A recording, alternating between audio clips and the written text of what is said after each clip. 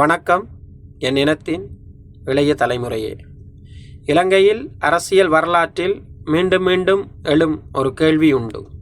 தெற்கில் அரசாங்கம் அரசியல் நெருக்கடிகளை எதிர்கொள்ளும் நேரங்களில் வடக்கிலும் கிழக்கிலும் பாதுகாப்பு மற்றும் தேசியவாத அரசியல் ஏன் அதிகம் பேசப்படுகிறது? 2026ஆம் ஆண்டில் கடந்த சில மாதங்களை பார்த்தால் இந்த கேள்வி மீண்டும் மீண்டும் எழுகிறது. தெற்கில் அரசாங்கம் பல்வேறு அழுத்தங்களை எதிர்கொண்டது. பௌத்த மதகுருமார்களின் அரசியல் அழுத்தங்கள் வெளிப்படையாக காணப்பட்டன.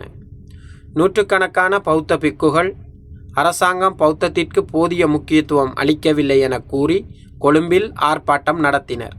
அவர்கள் அரசியல் முடிவுகளில் தங்களுக்கு அதிக பங்கு வேண்டும் என்று கோரிக்கை விடுத்தனர். அதேவேளை சில முக்கிய மதகுருமார்கள் குற்றச்சாட்டுகளின் பேரில் கைது செய்யப்பட்ட சம்பவங்களும் நாட்டில் பரபரப்பை ஏற்படுத்தின.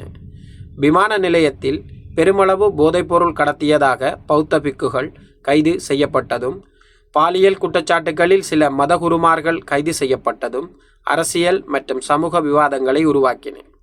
இதற்கிடையில் உலக பொருளாதார அசாதாரண நிலை, குறிப்பாக மத்திய கிழக்கில் உருவான பதற்றங்கள், எரிபொருள் விலைகள் மற்றும் வெளிநாட்டு செலவணி சந்தைகளில் தாக்கத்தை ஏற்படுத்தும் என்ற அச்சத்தையும் உருவாக்கின.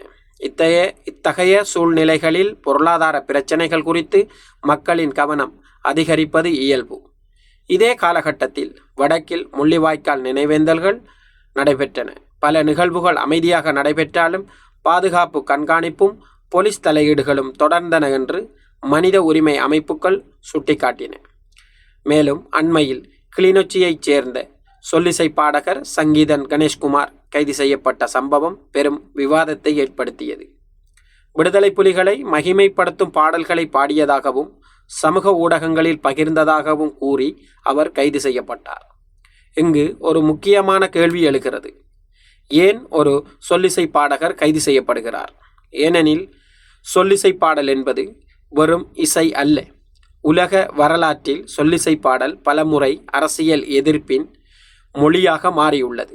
அமெரிக்காவில் கருப்பின மக்களின் உரிமை போராட்டங்கள் முதல் மத்திய கிழக்கு, ஆப்பிரிக்கா மற்றும் ஆசிய நாடுகளின் சமூக எதிர்ப்புகள் வரை சொல்லிசை பாடல்கள் ஒரு தலைமுறையின் கோபம், நினைவு மற்றும் அரசியல் செய்திகளை மக்களிடம் கொண்டு சேர்த்துள்ளன. ஒரு அரசியல் உரையை 1000 பேர் கேட்கலாம், ஆனால் ஒரு பாடலை லட்சக்கணக்கானோர் மீண்டும் மீண்டும் கேட்க முடியும். அதனால் இசையும் ஒரு சக்தி வாய்ந்த அரசியல் வெளிப்பாட்டு கருவியாக மாறுகிறது.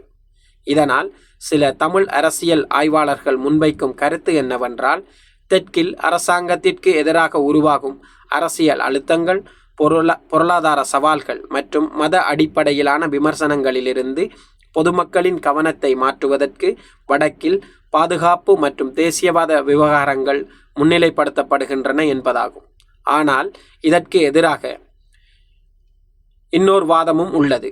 அரசாங்கம் கூறுவது எந்த இனத்தவராக இருந்தாலும் சட்டத்தை மீறினால் நடவடிக்கை எடுக்கப்படும். வடக்கில் இடம்பெற்ற கைதுகள் அரசியல் காரணங்களுக்காக அல்ல, சட்ட அமுலாக்கத்தின் ஒரு பகுதியாகும் என்பதாகும். எனினும் தமிழ் சமூகத்தில் நிலவும் சந்தேகம் வேறுபட்டது. தெற்கில் அரசியல் அழுத்தங்கள் அதிகரிக்கும் ஒவ்வொரு காலகட்டத்திலும் வடக்கில் நினைவேந்தல்கள், அரசியல் வெளிப்பாடுகள், கலை மற்றும் கருத்துரிமை மீதான கண்காணிப்புகள் அதிகரிக்கப்படுகின்றன என்ற உணர்வு பலரிடமும் தொடர்கிறது. இதுவே சிறிய கோடு பெரிய கோடு என்ற அரசியல் தத்துவத்தை நினைவுபடுத்துகிறது.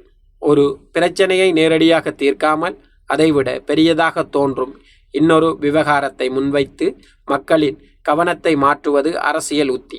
இது உண்மையா இல்லையா என்பது தொடர்ந்து ஆய்வுக்குரிய கேள்வி. ஆனால் இலங்கையில் வடக்கு தெற்கு அரசியல் உறவுகளை புரிந்து கொள்ள இந்த கேள்வியை தவிர்க்க முடியாது. அதே நேரத்தில் இத்தகைய அரசியல் சூழ்நிலைகளில் தமிழ் மக்களும், குறிப்பாக இளைய தலைமுறையும் நாட்டின் அரசியல் சூழ்நிலைகளை தமிழ் மக்களும் குறிப்பாக இளைய தலைமுறையும் நாட்டின் அரசியல் நிகழ்வுகளை விழிப்புடன் கவனிக்க வேண்டிய அவசியம் உள்ளது.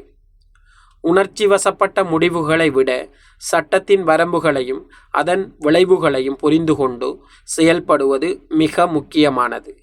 ஒரு தனிநபரின் செயல் அல்லது ஒரு சிறிய சம்பவம் கூட சில நேரங்களில் ஒரு சமூகத்தின் மீது பெரிய தாக்கத்தை ஏற்படுத்தக்கூடும். எனவே கருத்து வெளிப்பாடு, கலை, நினைவேந்தல் மற்றும் அரசியல் செயற்பாடுகளில் ஈடுபடுபவர்கள் தங்கள் உரிமைகளையும் பொறுப்புகளையும் சமநிலையுடன் அணுக வேண்டும். குறிப்பாக இளைய தலைமுறை அரசியல் உணர்வுடன் இருப்பதோடு புத்தி கூர்மையுடனும் சட்ட விழிப்புணர்வுடனும் செயல்பட வேண்டும்.